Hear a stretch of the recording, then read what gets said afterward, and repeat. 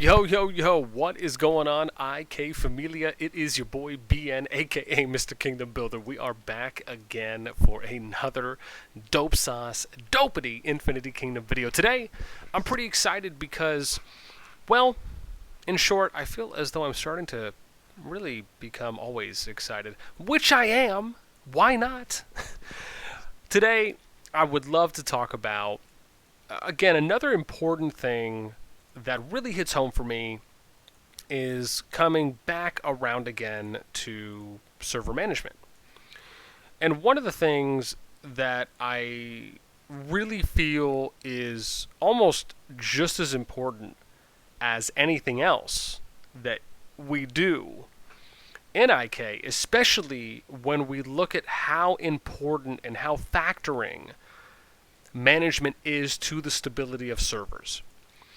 And before I really get into the meat of it all, as always, make sure you guys sub, like, and of course, well, comment down below and just, slap that notification bell. Okay.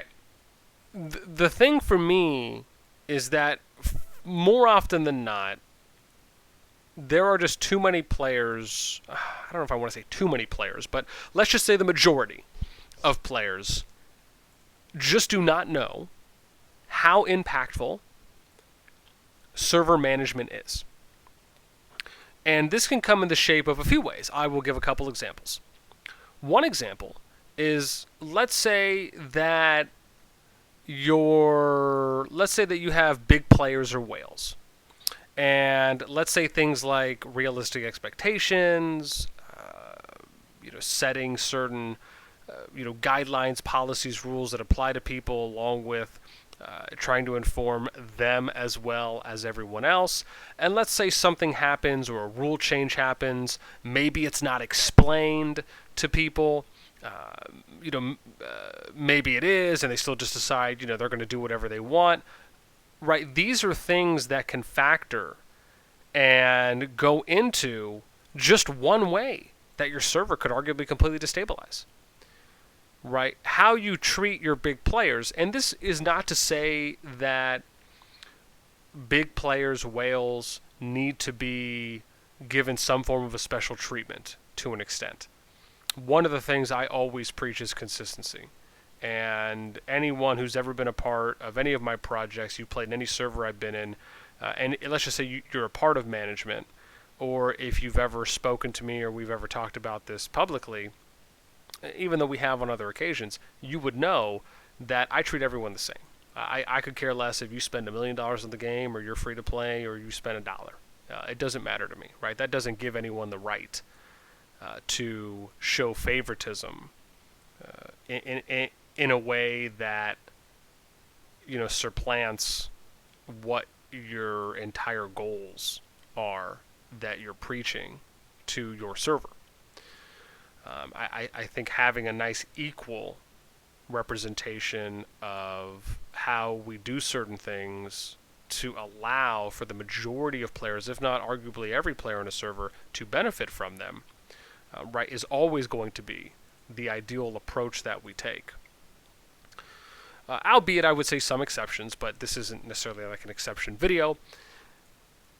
That is just one example, right, of how you can potentially, I don't want to say mistreat or mishandle your whales or big players, but how that just in one example can affect how the server plays out, right? The moment that, let's say you got some whales that go rogue and they're just going around hitting everyone, right? They're basically just making people start accumulating the thought of leaving or quitting or slowing down their engagement, becoming less motivated to maybe just keep playing the account daily, as often in your server, whatever it may be.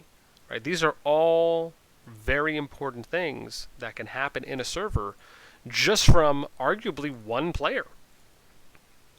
Right? And geez, man, who knows, forbid if you end up having more than arguably one big whale in your server, or if you have a few of the top players that band together, whatever it may be. And then I would say point number two, or I should say example number two, would be, let's say you have some leaders that, for whatever reason, right, decide that they either just don't agree with something, or where, they just feel extremely strongly about going in one direction, or let's say one leader says something to another leader and they just don't like what they said. That can factor them in an emotional way where maybe they don't feel that there's any reason to now all of a sudden contribute to a group, or if they're individual alliances, contribute to the server. What's to stop any leader? Keep in mind, the majority of people that choose to lead alliances are unknown, in the sense of we don't know, if it's a boy or a girl. We don't know, or if we just want to say male or female, we don't know how old they are. We don't know what their characteristics are like, emotional state. I mean, anything really, right? And because of that, there's a lot of different ways that can factor into just a human being's reaction. And some of those can also cause servers to destabilize. You as a leader, you make a comment or you say something to another leader, or, maybe you come off to one leader as, you're just going to do whatever you want. I mean, that could easily cause, alliances to fight.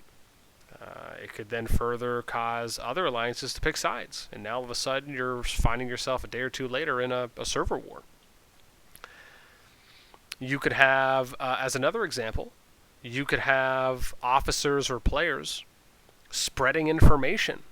I've seen this happen in countless servers, where, and actually I've seen this happen in countless servers that have been, that have claimed to be, united and unified and together. And it's not to say that this is necessarily a bad thing in its own right, and mainly because from the perspective of that, sometimes you just can't stop, right? You can't filter or control what people say, as ideally we really shouldn't be, right? Unless they're like really going over the edge here. Which would be nice if there was a way to even filter stuff out like that. But point is any little thing can set someone off. I think, you look at, and I'm sure some of you have probably experienced some of these as well, when you have players or even people that are in management positions like officers, and they're kind of going against the grain, where you'll see, you'll see these things that come off as like public comments, and when you read them, you'll think to yourself, wow, that doesn't really, align with what, our alliance's goals and philosophies are, or even bigger than that, our server or our kingdom's philosophies and goals are. And, those things will keep happening and happening, unless, of course, they're addressed and you go and you talk to these individuals. And let's say you do, but it keeps happening. Or let's say you do, but the damage is already done, because now other people that might feel the same way have already reached out to the people that have publicly said that, and now they're kind of getting these small groups going, and now the group expands and it gets a little bit bigger and bigger. And then eventually, right, instead of you just seeing these comments posted from one or two people, right now it is 5 or 10 people. And those things can easily spread dissent and, kind of signs of mutiny, if you will, especially if everyone in this regard, right, is supposed to be on the same page. So these are just a few examples of things that servers will come across, and why I think, kind of going back to the primary topic, is why communication is so important. Right, it's one of the reasons why in servers that I manage and lead, we do management meetings. We do town hall meetings for everyone. We do things like anonymous feedback rounds and surveys where people can submit their feedback anonymously for us to answer those either during management meetings and or during town halls. Usually we try and do these at certain intervals throughout a server's lifespan, not too early and, of course, not too late. One of the reasons why I think it's good to try and have an open door policy.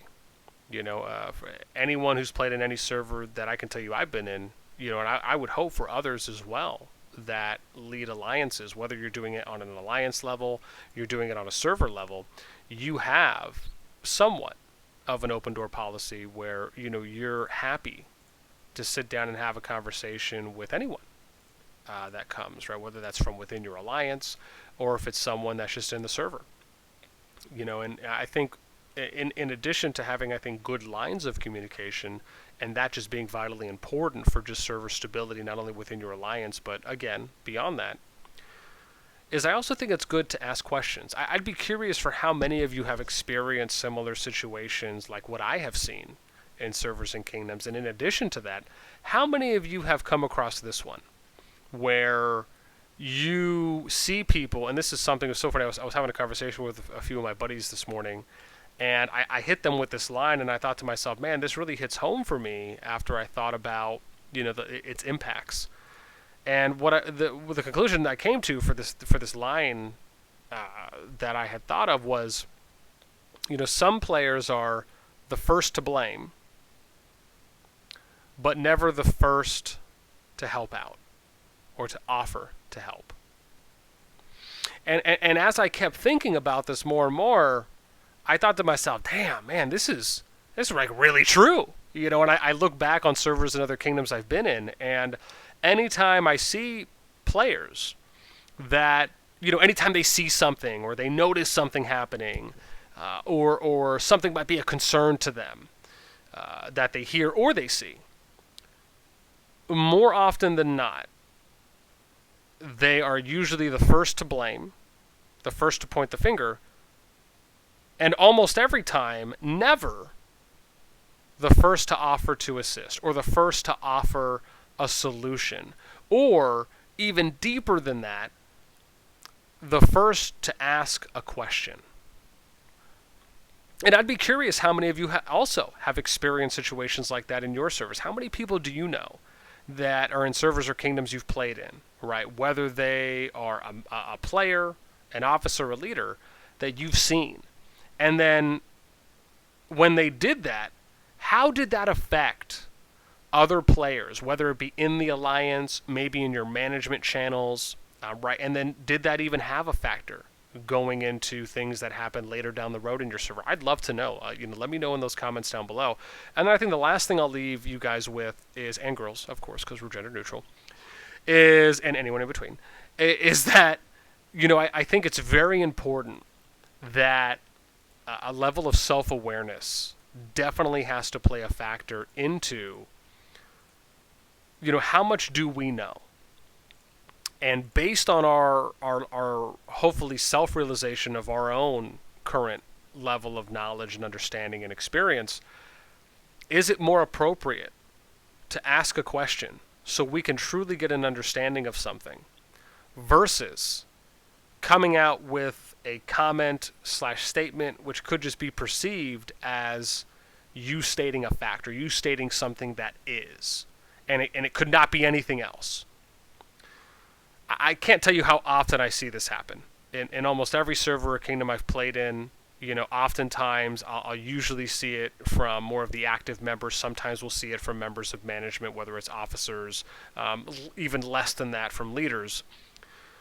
And it usually starts off with, them making, a comment that could be perceived as somewhat negative in nature, or an attack, or them seeing something and them just not knowing why it's happening, so they kind of come to this self-arrived conclusion, and then just the assumption there is that it's right, instead of what I at least always love to see is a level of humbleness and just not knowing and being willing to ask people that either have a different perspective than they do, or just may know more than they do, or they've seen more than some people have.